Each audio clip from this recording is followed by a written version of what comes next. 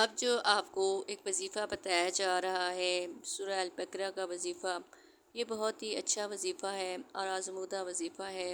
بڑے بڑے لوگوں نے اس پر عمل کیا، بڑے بڑے لوگوں کی زندگی میں بڑے بڑے انقلاب آئے۔ آپ اس سورہ الفاتحہ کو پڑھنا شروع کر دیں اور اس کو ترجمے کے ساتھ پڑھیں۔ سورہ فاتحہ کو تھوڑا تھوڑا کر کے بھی پڑھ سکتے ہیں، ضروری نہیں ہے کہ ایک ہی نشست میں سورہ فاتحہ ایک ہی ٹائم میں پڑھی جائے۔ جتنا آپ آسانی کے ساتھ پڑھ سکتے ہیں اس کو پڑھیں، مگر ضرور پڑھیں، ہر دن پڑھیں۔ آپ دیکھیں گے کہ آپ کی زندگی میں تبدیلی آ جائے گی اور آپ کی جو بھی پریشانی ہوگی، چاہے وہ بیماری کے حوالے سے ہو، چاہے وہ مال کے حوالے سے ہو، چاہے وہ رزق کی کمی کے حوالے سے ہو، وہ دور ہو جائے۔ اگر سورہ البقرہ کا یہ وظیفہ آپ کو اچھا لگے تو کمنٹ سیکشن میں ضرور بتائیے۔